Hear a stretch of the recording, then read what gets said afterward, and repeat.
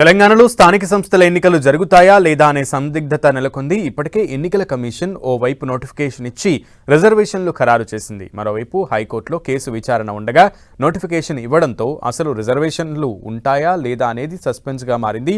ఇప్పుడు తెలంగాణ హైకోర్టు తీర్పుపైనే సర్వత్రా ఉత్కంఠ నెలకొంది.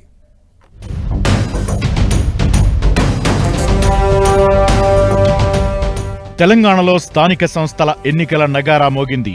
ఒకవైపు బీసీ రిజర్వేషన్లపై తెలంగాణ హైకోర్టులో రెడ్డి జాగృతి మాధవరెడ్డి వేసిన కేసు విచారణ ఉండగా ఇప్పుడు ఎన్నికల కమిషన్ నోటిఫికేషన్ ఇవ్వడంపై గ్రామీణ స్థాయిలో నాయకులు మల్లగుల్లాలు పడుతున్నారు. అక్టోబర్ 8న బీసీ రిజర్వేషన్లపై హైకోర్టులో విచారణ ఉంది. పిటిషనర్లు లేవనెత్తిన అంశాలు పంచాయతీరాజ్ చట్టం 285 సబ్సెక్షన్ ఏ ప్రకారం రిజర్వేషన్లు 50% మించి ఉండరాదని చెబుతోంది. సుప్రీంకోర్టు 3 తీర్పులను కోర్టుకు పిటిషనర్లు తెలిపారు. గవర్నర్ ఇంకా బిల్లు ఆమోదించకుండా రిజర్వేషన్ జీవోను ఎలా తెచ్చారని ప్రభుత్వాన్ని హైకోర్టు ప్రశ్నించింది.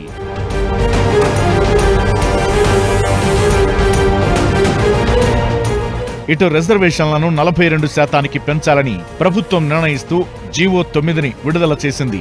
రిజర్వేషన్ల పెంపు ప్రక్రియ చట్టం ప్రకారం చేపట్టాలి.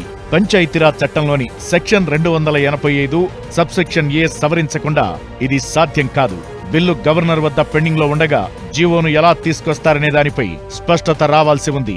బీసీలకు 42% రిజర్వేషన్లు కల్పించడంపై ప్రభుత్వానికి ఎన్నికల సంఘానికి హైకోర్టు నోటీసులు జారీ చేసింది. మరోవైపు ఇదే కేసులో ఇంప్లీడ్ పిటిషన్స్ దాఖలయ్యాయి. వాటిని కూడా కలిపి విచారించనుంది.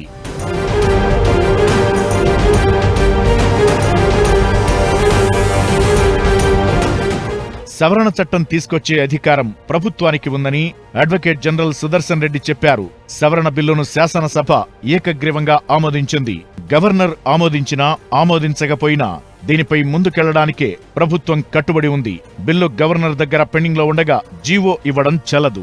ఇక స్థానిక సంస్థల ఎన్నికల షెడ్యూల్ విడుదల కావడంతో బీసీ రిజర్వేషన్లపై హైకోర్టు బ్రేక్ వేస్తుందా లేదా పంచాయతీరాజ్ చట్టం ప్రకారం రిజర్వేషన్లు పెంచమని ప్రభుత్వం చెబుతుందా?